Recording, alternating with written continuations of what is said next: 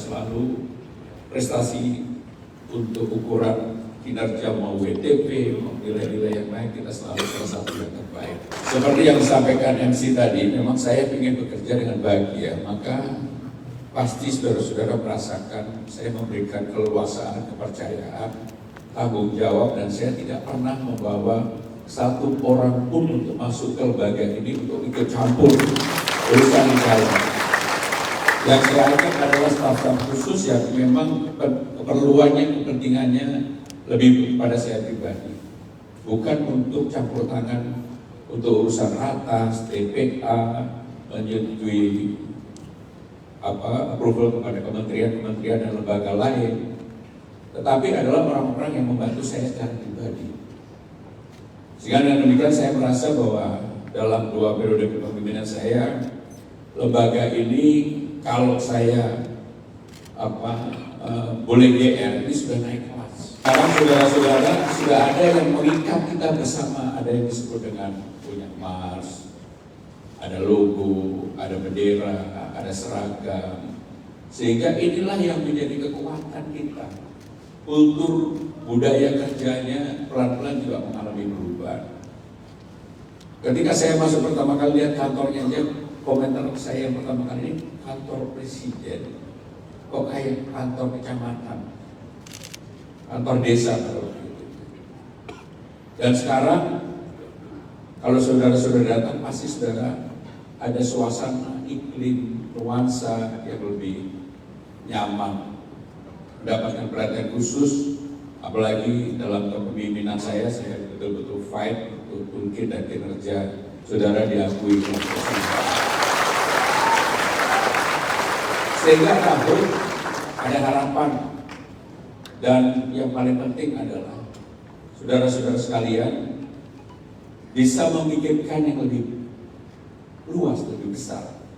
Karena kalau dulu ASN zamannya Pak Fadlan, Pak Bakti, yang sekarang udah jadi komisaris semuanya. Mudah-mudahan saudara seperti beliau ini pasti berbeda, pasti berbeda. Kinerja cukup bagus, Presiden pemerintah memberikan apresiasi terhadap hal itu, pasti berbeda. Dan saya begitu rasa bonding dengan saudara-saudara sekalian, kita dipersatukan dengan Mars, dipersatukan dengan bendera, logo, seragam, dan kerja keseharian yang luar biasa.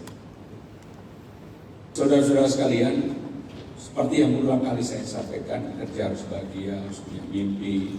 Kalau kesempatan untuk bisa sekolah di luar negeri harus diambil.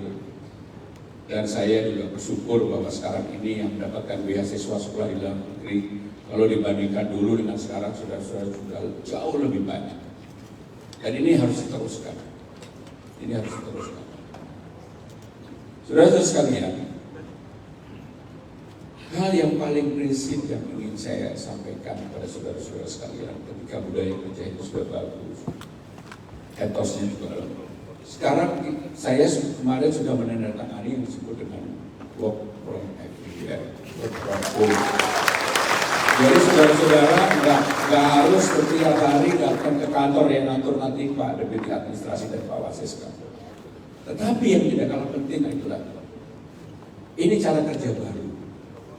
Kepercayaan ini diberikan karena pengalaman kita ketika menangani persoalan pandemi, dan ternyata jauh lebih produktif, lebih efisien pada saat itu. Dan saudara bisa memanfaatkan waktu untuk lebih banyak bersama keluarga. Enggak stres pagi harus membayarkan macet-macetan, tetapi saudara juga dituntut untuk fairness kepada lembaga ini. Jangan kemudian disalahgunakan. Pekerjaan yang paling berat selama saya menjadi sekretaris kabinet adalah ketika melakukan approval orang yang harus di-force. Itu terus terang pekerjaan yang paling berat buat saya. Senangnya nggak tahu, berantemnya nggak tahu, tiba-tiba harus memberikan tujuan itu. Biasanya saya endapkan dulu. Saya tanya pada Deputi Administrasi, saya tanya Pak Seska, apakah ini sudah dikaji dengan benar? Kenapa ya? Itu saya selalu dilema, karena saya ini orang yang family man. Saya betul-betul sebenarnya orang yang family.